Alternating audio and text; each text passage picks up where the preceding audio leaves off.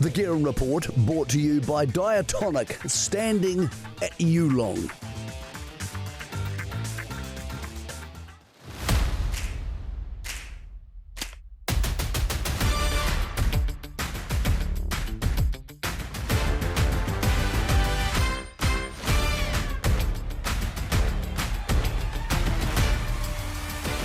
Kia ora, good evening and welcome to the Guerin Report here on a Monday night as we start the countdown to a huge 10 days for the industry here in New Zealand, whether that's at the Yearling Sales coming up at Karaka on Sunday from 10 a.m, or, of course, the TAB Karaka Millions at Ellerslie this Saturday. Some hard news around that to start the show this evening. Then a little bit later on, we're going to talk to some of the people who know. We'll take the temperature out at the sales ground at Karaka this morning about what lies ahead for the 100th Yearling sale held in this country. But that hard news is around the Group 1 Sistina Railway. It is the big race for the sprinters on Saturday. And out of the race we heard this morning, exclusively on the Guerin Report, Grail Seeker, two-time Group 1 winner, has been pulled out of the race by Wexford Stables, joins First Five, the winner of the Telegraph, and Tomodachi, who was fourth in this race we're about to show you from Trentham on January the 3rd. All three not coming to Ellerslie to defend our sprinting honour against the Australians. So there's First Five heading the front. He wins, Grail Seeker into third. In between them, Navigator, Tomodachi in the blue and white colours, got up for fourth. Three of those four now not going to the railway. Two Australians coming across. They are both going to gallop on Tuesday morning at Ellerslie on the course proper. So the market has Jigsaw, equal with Alabama Lass, who gallops at Matamata on Tuesday morning, and Arkansas Kid for the Hayes boys. They both gallop tomorrow. Jigsaw, Arkansas Kid on the course proper at Ellerslie. The barrier draws for this now absolutely crucial. They'll be Wednesday morning. Here's your timeline, by the way. Yearlings arrived at Karaka yesterday. They were being inspected this morning when we were there. Wednesday, that barrier draw on trackside 1 from 10:30. A special running the numbers program, 8 p.m. that night. The form on Thursday. The leg up on Friday, live from Ellerslie.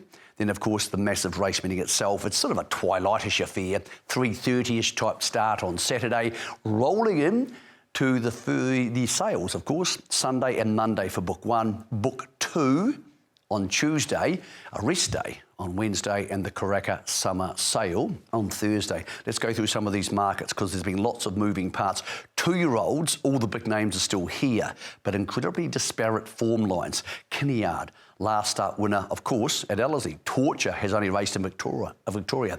Diames went to the Foxton Trials last Tuesday, was really good there, but John O'Benner has taken the option to not race her since coming to Pukekohe. Dream Rocker will gallop Tuesday morning, as will its stablemate Vanzardi, both of them with Liam Birchley heading to the course proper at Ellerslie to get a bit of a look around. And then there's even some South Island form out of there, horses like Out of the Blue. Really disparate. The barrier draw is going to be crucial for this one, and I would say we're not going to know the favourite for this until at least noon on Wednesday.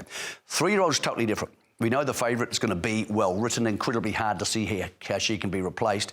She'll be one of the star attractions at the track work on Tuesday morning. So Stephen Marsh bringing her back to Ellerslie, where she's been so good in the past. La Dorada, second favourite, Affirmative Action, also well in the market. Then a very even clump of horses around that. Strong field, but an incredibly dominant favourite. And many of these also, of course, heading to the NZB Kiwi. So well written. Another one heading to that track work on Tuesday morning. Perhaps the most even market of the night, and most surprising favourite, is in the Aotearoa Classic, sponsored by Elsdon Park. Nobilis, who was unlucky last time at Flemington, has been into 4.5, which I'm really surprised by. Not saying it can't win, but that is a surprising move. Tuxedo around $5. Hiddy Kaha, Checkmate, she's a dealer, all around $6. Speaking to Wexford this morning, Smart Love was considering missing this race to head to a race next month, but they've said no. she will start. And Joe Doyle expected to ride her Smart Love, who started favourite in the Rich Hill, now coming back in to the Aotearoa Classic. So when you see how even those markets are, away from the 3-year-old, of course, that's why those barrier draws are going to be so important. So many shows on trackside this week to preview what you're going to see on Saturday. So today, we thought we'd head to the sales ground, talk to people who spend all their time there, who go to every sale and have done so for decades, to take the temperature of what we're expecting to see next week. We started with the Managing Director of New Zealand Bloodstock, Andrew Seabrook. Well, Andrew, it's here. We've been talking for a long, long time about the 100th National Yearling Sale. It begins in 6 days' time, and I feel good about it. There's a really good feeling of hype. How do you feel about it? Yeah, I feel pretty good, Michael. I mean, I'm nervous but really excited. 100 years without a break is amazing. It's been the talk of the industry for the last several months, and it's now finally here, and really looking forward to next Sunday. Big indicator of overseas interest is hotel bookings. How many rooms have you booked out? What sort of people are we expecting on the grounds? You ask me that question every year. Yeah, really, really good. People have embraced it. There's people coming that haven't been for a while from Australia. Our Hong Kong presence is going to be pretty good too. You know, normally they're ready to run buyers, but they're going to be down here in force. But hotel bookings are up slightly on last year. Really happy with what's eventuating. And the local vendors really come to the party. The majority of the commercial horses bred in this country in the last 18 months are going to be here. Exactly, they've really supported us strongly, and it's got to be our strongest lineup we've seen for some time. We've of course narrowed the book up. It's now 2 days, book one, and just the 1 day of book two, and then into the summer sale. So we're selling more horses each day, but that's what the buyers want, particularly from Australia, and hopefully the new format will go down well. It works out beautifully that Karaka Millions night on Saturday night is so big, you don't need to have a welcome function, you've got a welcome meeting. But I do believe there's going to be a slightly more official recognition of the 100 years before the sale starts on Sunday. Yeah, we're going to get Sir Peter Vella up on the mic. That'll be good. Yeah, which he hasn't done for a while. So he's there, of course, Winston Peters as well. And I think if people come out to the complex, they'll notice a few little bits and pieces that we've done. We're going to have a museum here on site. There's some really cool old photos and a lot of history here for people to go through and have a look. And let's talk market dynamics, stallion power, all the things that go into making a sale successful, because there's no point having people here if they don't want to buy anything. How do you feel about the book? We're really happy with the book, and I think the first sale in Australia last week's given us a little bit of confidence. That held up. So we're heading into the sale with a bit of optimism. We've come off the back of another strong, ready-to-run sale, and that's always a help. Even the New Zealand bookings are good, and I'm pretty confident that we're going to see a rise in the sale.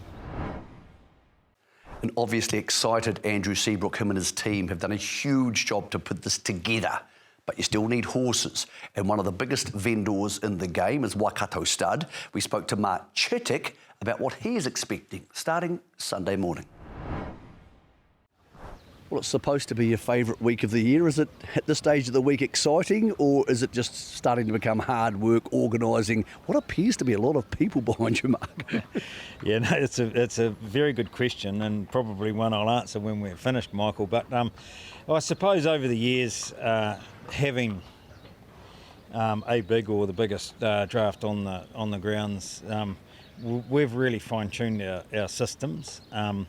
And the system works really well, and the whole thing here is, as best we can to have relaxed people and therefore relaxed horses, and just give it every shot. As I say to my guys, it's a 2-year process, this, from when we bred them to getting them to the sales now, and we basically have 4 minutes to do the best job we can, and that's when we show the people here the horses, and the 2 minutes in the ring. So it all culminates now. It's a massive amount of work. It's a massive amount of investment. It's our lives. It is 24/7. It's a fantastic lot of people that have been involved in that whole 2 years, and through the breeding, into the foaling, into the handling of those foals, into rearing of them, and obviously the yearling prep. So as much as we've got to make it work as best we can for our business, it's great for all of these people here. They put in such an effort, and they're very attached to these horses. I said to a couple of the girls yesterday as we loaded their barn of yearlings, how are you feeling? And they said, well, quite sad, that they're sort of going off into the workforce or whatever it may be, that sort of feeling. So it's pretty cool. It's our lives and it's what we do. Savabeel has been the king of Karaka for such a long time, but Waikato Stud, like everybody, needed new blood to come through. You must be stoked. Super Seth has kicked goals out of the stratosphere. Drosson's had a really good run recently, and that includes up in Hong Kong, which is important. And the Novias were very popular last year and are beautiful physical types of horses. So you've got that, I wouldn't say second wave, but you've got the support actors behind the big guy. Yeah, it's a continuing job that we obviously always have to work at. We breed nearly 200 mares of our own, so obviously it's very important that we feel that we have the right stallions for those mares, and obviously for New Zealand and for the industry, and obviously the investment and the effort that we've put in to the stallions over the years has given us the opportunity with the likes of Pins, O'Reilly, Savabeel, and now this this next generation, or the next opportunity with these horses. And as you go through them like that, and I'll work through the opposite way. Novia, the chat out there is very, very good. He hopefully has his first runner on Wednesday, and we looked back at it the other day. As Savabeel is in his 2-year-old crop, same stage that we are right now with Novia, he'd had 5 starters before the sales, and he hadn't had a winner. He had his first winner in March, and he ended up the season with 4 winners and 2 stakes winners. So that's the sort of thing that we'd be expecting to see with Novia. Drosson, he's done an incredible job with limited numbers, and I won't say limited quality, I'll say no quality. And people have got to understand that off the back of his early success, when he really battled with those sorts of mares and lack of numbers, his numbers increased. The 2-year-olds now, there's 80 of them compared to sort of 40 in those first 3 crops, each crop. He's had 2 starters. Of those 2-year-olds, he's had 2 starters. One's unbeaten and one of the favourite and a group win and one of the favourites for the Karaka Millions. The other's group placed, So certainly those numbers and certainly that quality increased, but they're only 2-year-olds, And then the yearlings, there's 120 foals, and the quality of mare got even better. Super Seth, just incredible. We really, let's say, put our neck on the block with him and purchasing him. He was a $15.5 million Australian purchase, and we had fantastic support through Australia, but mainly New Zealand breeders here, or let's say investors, the guys that invested in him. It was great support, otherwise we couldn't have done it. And then you go back a step before that, off the success of Savabeel, that allowed us to let's say, continue on and have a crack at a horse like Super Seth, and it's not so much nervous times, it's a nervous, very long time, and certainly when Poetic Champion won his first race, I was very, very excited. But you go into a year like the year that he has just had, in the 4 individual Group 1 winners, and 3 of those being in Australia, and just those classic races. It's quite unbelievable. But that's why we purchased a horse like him in the start. As realistically as possible, not just for Waikato Stud, but for everybody else here, what are we expecting next week, starting Sunday? From our point of view, we've bred all of these horses. I think there's 2 or 3 in our draft that we don't own ourselves. The rest we do. So there's another crop behind them. But going back to your first question, I just hope people come here wanting to buy a good racehorse. We're happy selling them for argument's sake, 150 grand. We're making money on that. They can take them back to Australia and be racing for 150 grand every Saturday over there in a year's time. One of the other superpowers of the sales is Cambridge Stud. We've been lucky enough to follow through horse we formerly knew as Little Mickey G. Now he's Big Mickey G. He'll be one of their stars selling next Monday. We've got a real treat coming up for you there. But we spoke to Sir Brendan Lindsay about Cambridge Stud's expectations for the week, with, of course, every horse they have bred who's going on the market this year going to this, the 100th sale. Well, Brendan, like first day of school, are you excited? I wasn't very excited my first day of school, to be honest. I remember I actually came home at lunchtime and my mother made me walk back to school again. I thought, that's not really fair. Well, we won't send you home too early from this one. You've just come back from the Gold Coast with Lady Joe. What market dynamics did you see in play there to give you what form of confidence for what happens here from Sunday? A lot of talk about the 100 years, of course. A lot of people coming over that possibly haven't been for the last few years, or maybe wasn't on their regular shopping list. But I think there's a real strong interest in Australia, and I think it'll dictate it into the sale ring as well. Cambridge started with the full power of their draft and the horses on the farm behind this 100th National Yearling Sales. 73 horses, I think, coming here. How do you feel about the draft at this very early stage of sales week? I feel very confident. And the reason why is because a couple of people made comments on our videos and said, "Oh, your horses look good." Do they say that to make you feel good? Probably. But anyway, I'm going to take it. Look, we're as confident as you can be. There's a lot to play out. I think the other thing is we're not the only ones that's selling all our draft here. Most of the vendors are supporting it. I think it's just great for New Zealand. It's another talking point. It's another reason to come. 100-year anniversary. It's another reason Cambridge started selling all their horses this year.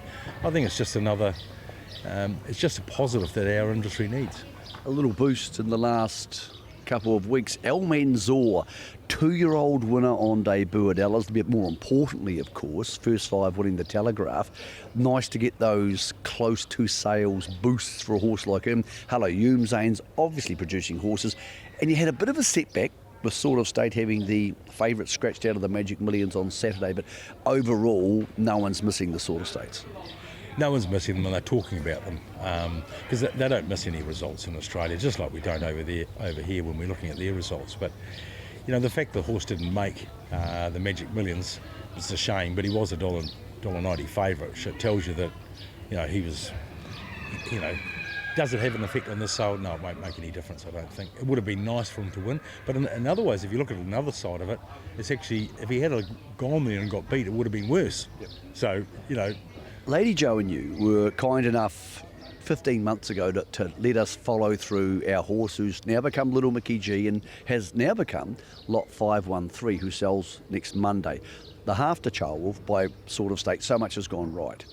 What happens in the next 7 days, because it's 7 days for him till he sells, to help you and Henry and Scott Calder and your team make a decision on what reserve and price point he'll be at? What factors would affect that?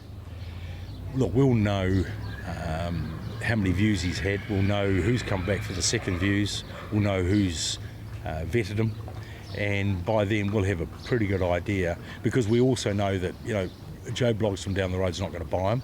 We know that it's going to be possibly, either David Ellis or one of the Australian trainers that'll have the money that they're going to need to pay to own the horse. So we'll have a pretty good idea by sale morning, exactly where we stand. As far as reserve, we normally sell unreserved. I don't think we need to worry about a reserve on him, to be honest. And I don't like calling him Little Mickey G. He's grown in the last 18 months. He has turned into a lovely looking horse.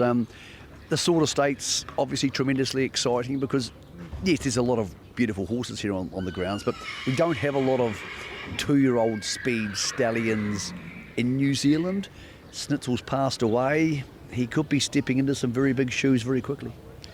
Well, we all know how good Snitzel was, but we also know how good sons of Snitzel have been. We're lucky enough to have Sort of State in that, at Cambridge Stud. He's had the perfect start. It couldn't go any better for us. We've got the favourite for the, Karaka Millions. We've got the favourite in the Magic Millions that gets scratched. He is the real deal, and he's the real deal when your breeders come back, and we filled him up so quickly, and actually because he was serving so well, we took a few more noms, but he's very popular. So proud to see the type of horse that lot 513 Mickey G has grown into. Looking forward to him being sold next Monday. Mark Chitty from Hanui has so many reasons to be proud this coming up week. He is not only a board member for Auckland Thoroughbred Racing with their huge meeting on Saturday, but the boss of Havuni Farm, who looks likely to have 5 horses off the farm in the Karaka Millions 3-year-old. Here's what Mark's looking forward to both on the track and at the sales. Well, Mark, it must be a proud moment for the farm. You've got 5 horses off Hanui, looking at the 3-year-old race for 1.5 million on Saturday night. That's a hell of an achievement. Yeah, it's very exciting. I mean, that's what, you come to sales, but actually racetrack success is what it's all about. So they range from 30,000 Lollapalooza to 825 He Who Dares. So, yeah, exciting group of horses. This time last year, you guys topped the sale with one of the richest ever horses sold at Karaka at $2.4 million. Looking back now, that must be very special when you re-watch that footage and think you were part of something like that. Yeah, it was a special moment, a watershed moment, I think. The greens, we know they buy, they go to the sale ring and they buy. So for them to sell, we're very honoured to do that. And Savabeel, New Zealand's greatest star in the last 15, 20 years. And it all aligned Karaka Million night with the Savabeels, with orchestral, and then just so many good judges on her. Very special moment. You guys have, for what as many people is the first of the hospitality tents they see. You've got the barn, it's one of the first barns they see when they come to Karaka. So you've been coming here for a long time. Your dad was coming here for a long time before you. What's your take on what we're going to see starting Sunday? What sort of sales are going to be? Oh, I think there's a barometer through the Magic Million sale. I think that showed that people want to buy new horses. We've got a really good group of proven sires now, probably versus 3 or 4 years ago.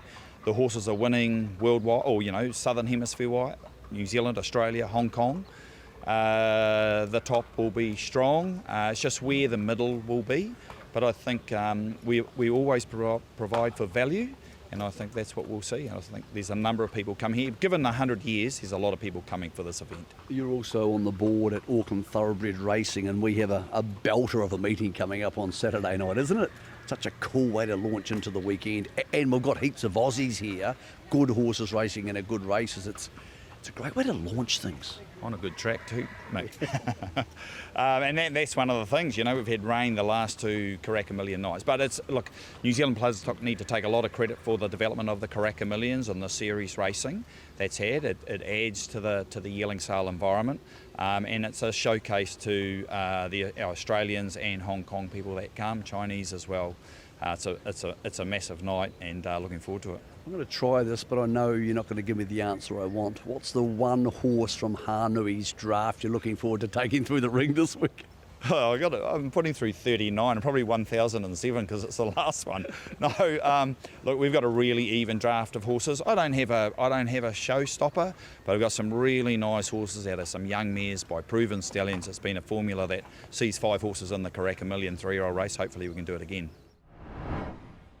Well, all these horses are great, but somebody's still got to buy them. So we spoke to one of the experts, someone who's got lots of horses heading to Karaka Millions night in Lance O'Sullivan. He and Andrew Scott were there this morning inspecting horses. So we asked him to take us through the process.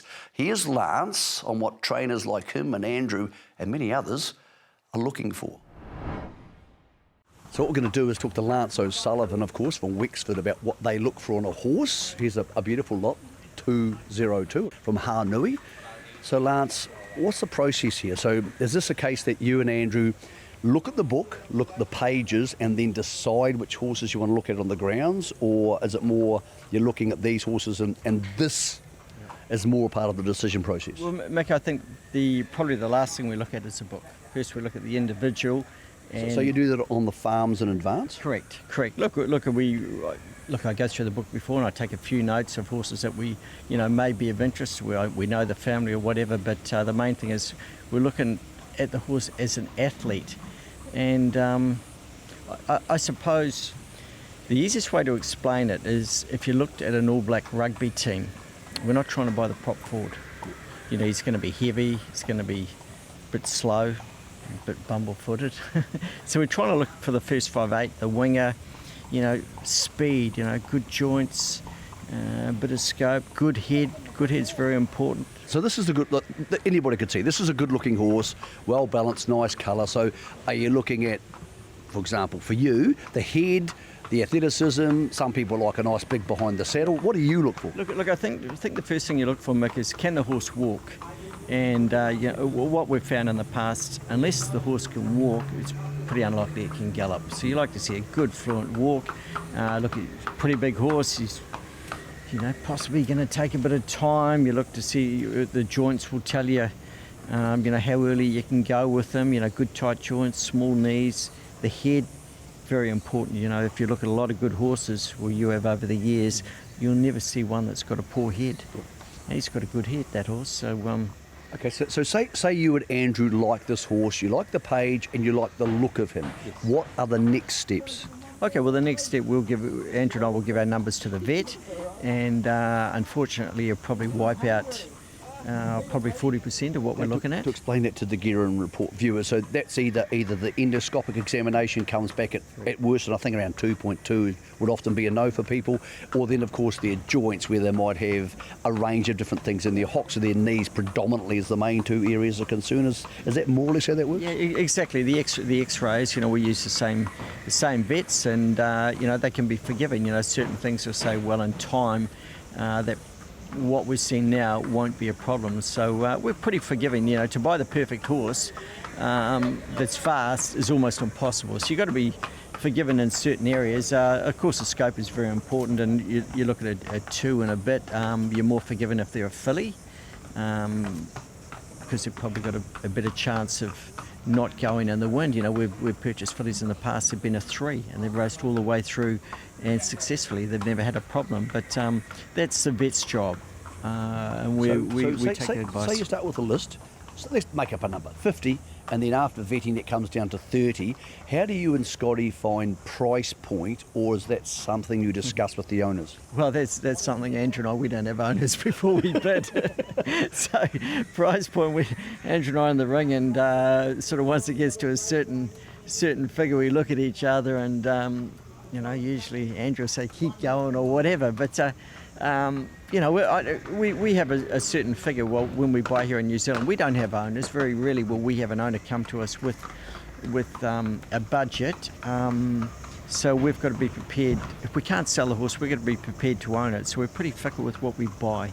Most buyers tend to say one more bid. So if they say 200, they'll usually go 220. Is that the usual rule of thumb? Well, there's a lot of people with 200, and you've got to go the next one over. A lot of people 200 will be their last bid, so you try and get on the hop of 200. If you don't, well, you've got to be prepared to go the next one, and don't go half, because they can see you shaking at the knees.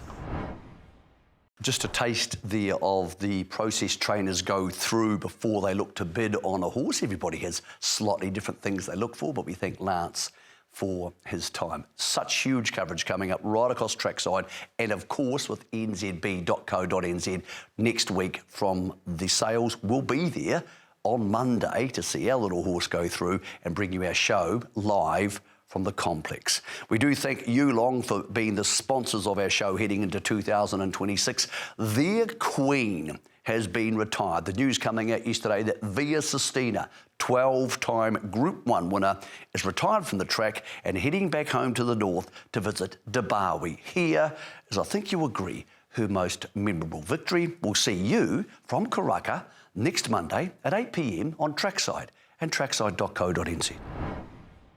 Via Sistina now pushes the button on the outside and goes up and takes the lead. Via Sistina, 300 metres to go, puts up 2 legs. Prognosis, Docklands, Mr. Brightside, and then came Royal Patronage. But Via Sistina storms away with 150 to go. She's 5 lengths in front. It's going to be a Cox Plate route, and James McDonald, a century of the very best. Via Sistina by 7 lengths. He stands high in the irons. 100 Group 1s for James McDonald.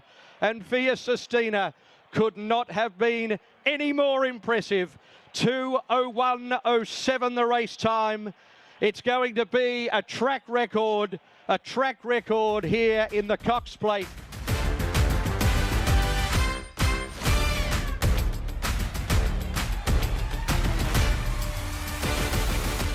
The Guerin Report brought to you by Diatonic, standing at Yearling.